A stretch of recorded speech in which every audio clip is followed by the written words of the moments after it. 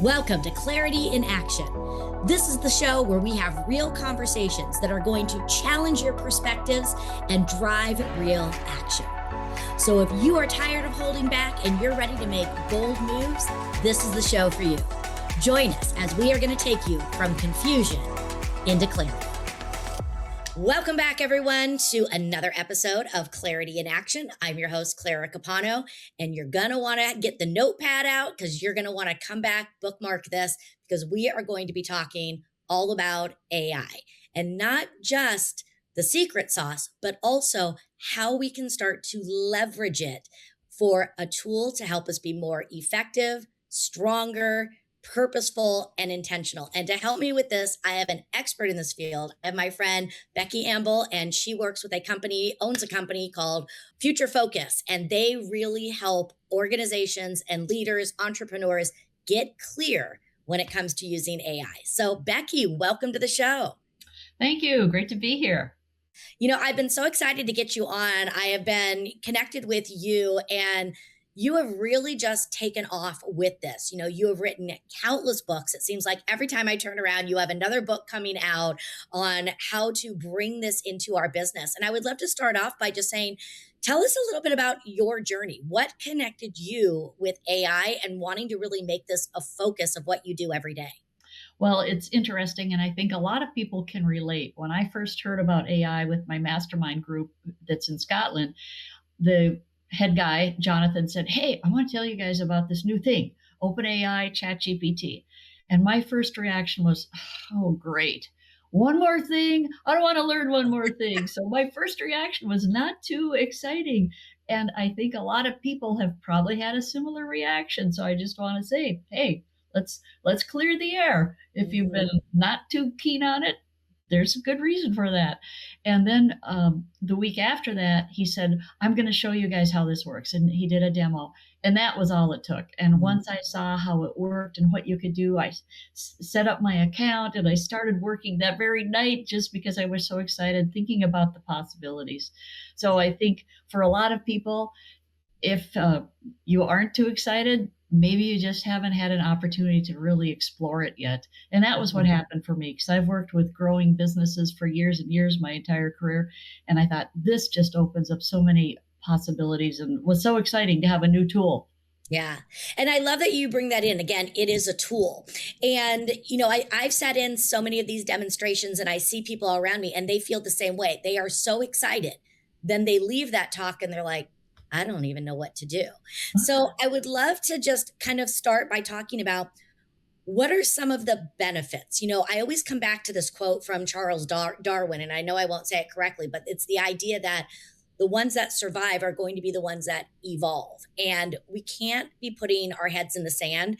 This is something we have to pay attention to. And you can have it on different measures, but we've got to start evolving and using it. So what are some of the biggest benefits that people might be missing out on if they don't get on the AI bandwagon? Well, the fear that a lot of people have is that they're going to be left behind and every business is going to be using this and they're going to be just light years ahead. And there's some truth to that. And yet I don't want people to feel panicky because you just got to take it one step at a time. And what we always say is you can do things better, faster, and cheaper. And this is the first technology that allows you to do all three of those in one technology. You know, when the internet came out, we're like, oh, this is going to be great, we think. And we had dial-up and we had some of those annoying things. Still, it opened up new opportunities. And so with this, it's really looking at, with your work, where people are really getting clear on what is it what we're trying to do, where can we do it more efficiently, what's bogging us down, where are some repetitive tasks. So for a lot of people, things like email or any of your writing, where you can use this as a tool to get you some feedback. Or the other day I dictated a really long thing, and that's what I suggest people do, is almost do a brain dump, tell it all kinds of stuff and then have it organize it. So I wanted to send an email to a potential client and let them know that now that they want to make this a bigger, more comprehensive plan, it's going to cost more time and money. So I was trying to figure out, oh, how am I going to say that? So I just blabbered on a whole bunch and said to the AI, organize it. And that's where I like using it because it is my information, my idea. And there are a lot of times I think people just get stuck. How to write an email, how to do a follow up. And if you just get the idea and you put it into one of the AI tools and say, organize it or tweak it or whatever, that just takes the load off and you actually get something done. Then, of course, Yeah. you want to go back and make sure it sounds right. So I think communications, your email, and for a lot of people, content where you might, again, have an idea, but you're not exactly sure what to do with it or how to explain it or whatever. And you can use your AI to help with that. Images. If you think, hey, I've got a picture, you and me, I'm here with Clara. And I might go, oh, just change the background. I got clutter in the background because I got stuff sitting in my office. Just take that out. So doing different things. And I think, again, think about where you could save some time in your business. And then is that an area where AI can help you? And make sure that you're keeping yourself, we call it HITL. And now a lot of people are talking about that. It's human in the loop. And we've been talking about that for 3 years. So now the rest of the world's catching up. And keeping in mind that a lot of times you do something with AI and you do a part and then you tweak and then you do, your review. So keep in mind, you want to be the ultimate decision maker. And this is really your brain. You're just asking for some help in any of those areas. And some people are using it to analyze their financial information in their business. So there's just so many different applications. And I would say, again, figure out what's top on your list. What are you trying to do with your business? And then look at, is this an area where AI could help me? Yeah. I love that. And I want to go kind of to the elephant in the room, the fear that AI is going to replace us. We're going to have, the rise of the machines. I firmly believe that if you deliver value, you will always be needed, and that's what we want to do. And what I really like to do is to find ways that will free me up and still allow me to have the human interaction. And I think the thing that a lot of people forget is that whatever platform you're using, it's only going to be as good as what you feed it. And this is why they still need you. So talk a little bit about the thought process and the paradigm shift between being human and the machines taking over. Okay, great question. And I really believe, and the people that I work with really believe that it's not going to take people's jobs. It's going to help do some things that most of us don't want to do. Some of those redundant, repetitive things where we can say, gosh, there's a certain way that this always happens. Let's just automate that. And keeping in mind that you can build things and create your own version of your large language model or generative AI, the tool, the AI, you can create your own so it sounds like you. The other thing is, at least with ChatGPT, which is still the most popular one out there, that has built-in memory. So if you use it much, if you use it to get to know you and you want to give it a bunch of stuff that doesn't really matter, hey, fine, because then it gets to know you and it knows how you talk and how you frame things and how you kind of see the world. So that's a good tool, even just if you don't build anything specific, it starts to know you. Mm-hmm. And keep in mind that the true value we all have is the human element. And I love the fact that I asked people last week when I was doing a presentation, I said, have you seen the commercial for Chase Bank? And people are like, what are you talking about? No. Well, they are opening up 4,000 or 5,000 locations where there will be humans working. And I'm thinking, they got it. They know AI is going to help on the backside and help make things more efficient. And they know it's still the most important to have that human connection. So we have to remember that. And anytime we're using AI, make sure it's sounding like us and that we've tweaked it and that we've reviewed things. Yeah, I love it. And I love some of the ideas that you brought up, and I want to revisit them, allowing us to have deeper connections. You mentioned how you use it and you dictate to it.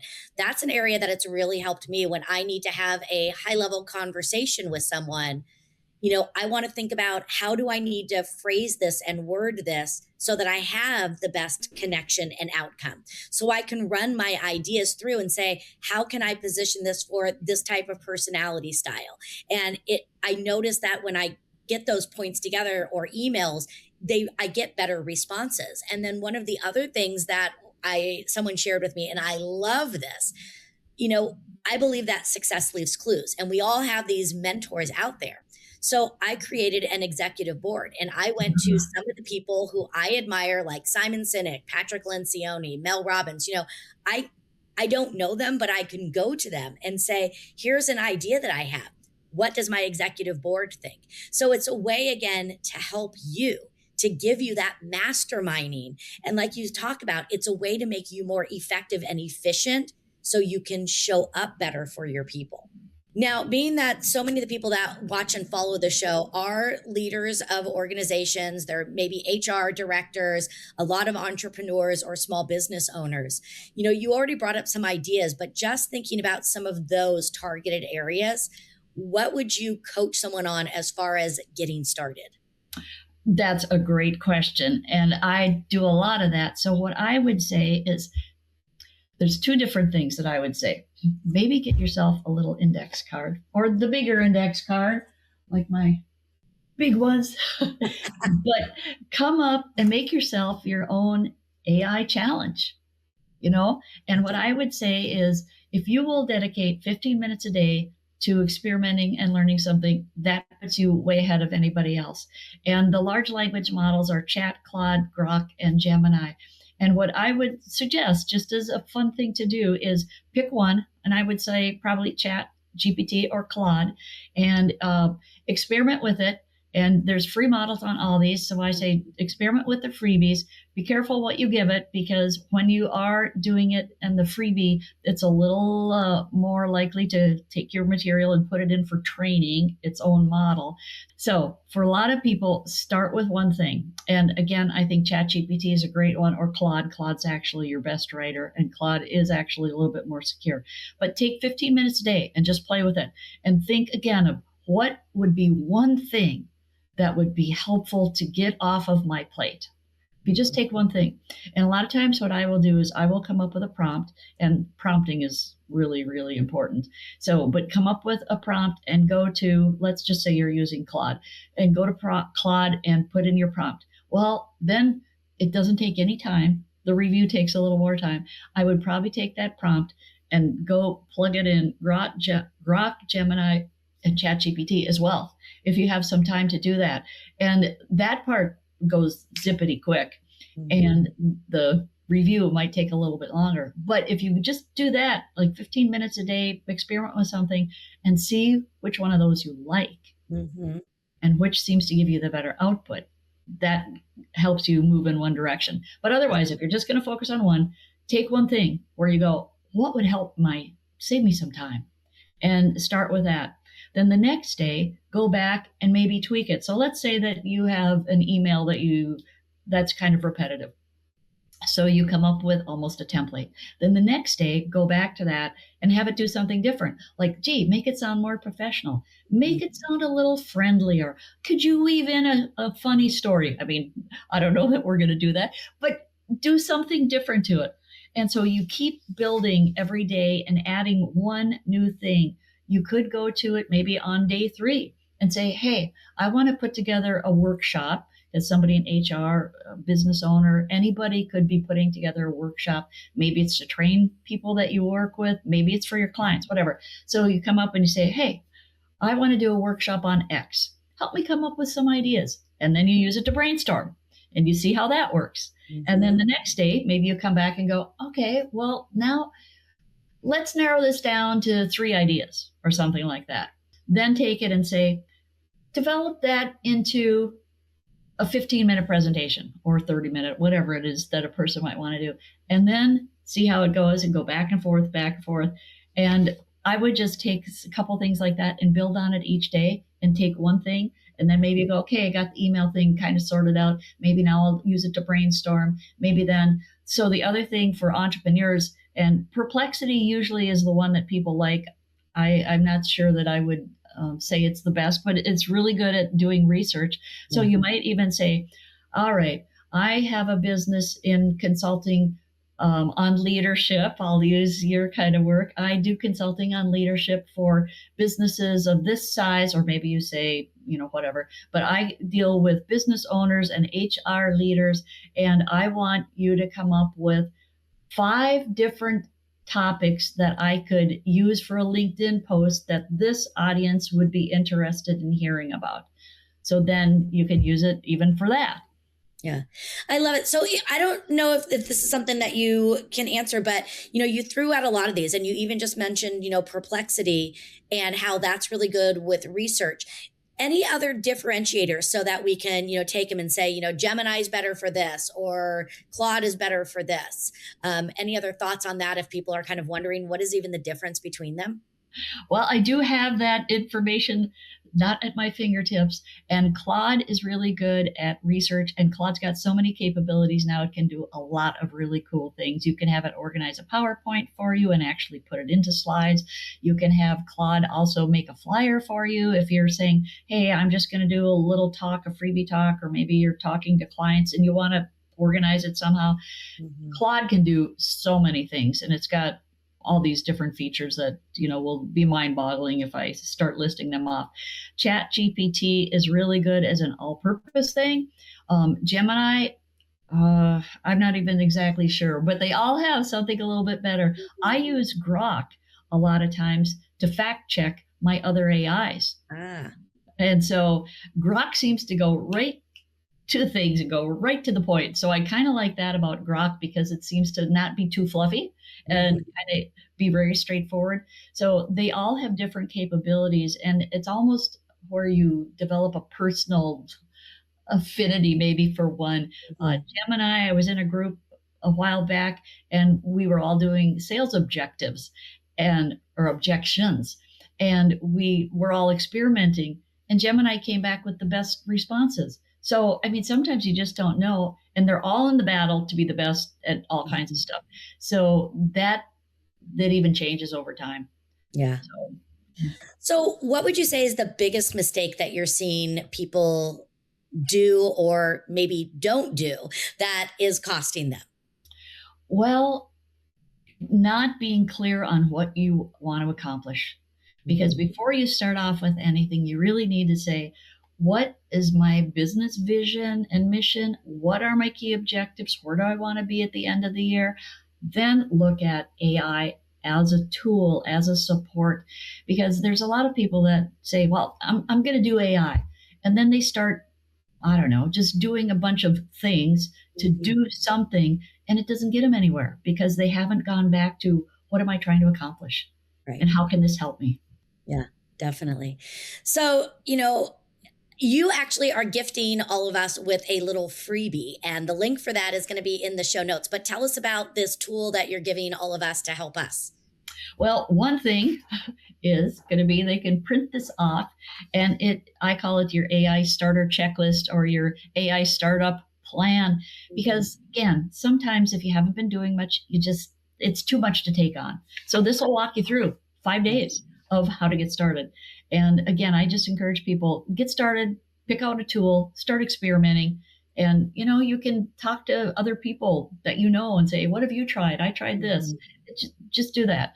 And then the other thing that is so absolutely vitally important, it won't come out like this, but this is what I give away to people that I see in person. And I say, this is on heavier paper, put it in your something, in your planner or your book, use it as a bookmark. It's, going to be a little sturdier, but there's a process, 25 steps or a checklist that they'll also get on prompting, because you want to ask the AI to do things, and you want to ask it a certain way, and you want to include certain information, because then it's going to give you way better results. I love that. Yeah, you brought up the importance of prompting earlier, so I think that that's a fantastic tool. And, as we're kind of bringing this to a close, I would love to ask, what is next for you? I think just even in the last year since I've known you, you've published like 3 different books. So what are you working on next? Well, that's a good question. And there's so much happening with AI that it's just a challenge to keep up. So anybody that's doing anything, find a good resource, find a place where you can keep up, stay focused. And for me, I decided that the next 3 books that I have, that one of them is probably 90% done. And I thought, you know what, I'm just going to hold off because I don't want people to get book fatigue and think, oh, I got another book. Where the heck am I going to put that one? So I think I have done 3 books this year. And the one that I've got sitting ready to go is on customer advisory boards, because the world I come from, med device, that's standard operations. And I thought it's such a great process for people to use that I want to write about it. So I've written that book off and on for the last 3 years, and I thought maybe I'll just get it done. I have another one that I'm thinking, because of my background in business strategy and growing businesses. I've got another one that I would probably call Stand Out, and it's really all about differentiating and making sure that you have figured out how you are unique and how you stand out differently in the marketplace. And then I did start playing with another one because I used to get asked to do a lot of speaking on networking. So I have started a networking book that's specifically for introverts. So I don't know if I'm going to, I decided to put everything on hold for a bit because it does take a ton of time. I estimated, 150 hours in one book, and I wasn't done. And I figured I had another 100 or another 20 hours. So that's 170 hours. Mm-hmm. I mean, most people would go, "You're nuts. That's if you had a 40-hour week," which most of us don't have. But if you had a 40-hour week, that's more than a month of work just to do a book. Mm-hmm. And even though I have these 90% ready to go, I just decided that because you also have to play the Amazon game and you have to monitor every hour your book statistics for like 72 hours, I thought that just really slows me down because it does. Yeah. Having to wake up in the middle of the night and go, okay, it's 1:00. Do I need to check my numbers? Okay, how about 2:00? And if I had a VA in the Philippines, I could have them doing the off hours. And I haven't done that. So I thought, there is ways around it. It's just it's a big time commitment. Definitely. Well, looking forward to seeing those. Let us know when they come out so we can help promote them. And I have one last question. You have just been so lovely today and some really great ideas. The final question I have for you is, sitting where you sit today, learning everything you've learned up to this point in time, how do you define success for yourself? Wow, what a question. You really had to give me that one, huh? Mm-hmm. For me, what I want to do is I want to be able to help people do a better job in their business, help them get back to maybe loving their business, because a lot of them are going to be CEOs and owners, and they might have a company that's got 5 people, they might have 50 people. And still, if they've started the business, a lot of times they get bogged down in the drudgery. Mm-hmm. And I want to be able to work with them to make sure that they are focused, that they do have a good plan for growing the business, and then that they use AI where it can save them some time so that they can work on what they love doing and what makes a difference. So if I can help people get to the point of getting back to the joy and the passion they have for their business, that would mean I would feel successful. Wonderful. I love that.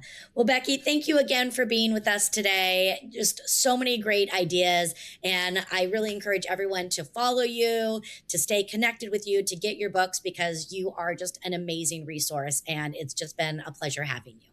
Well, thank you. It's been great to be here. And I know I would love to meet anybody that follows up with me and needs some help.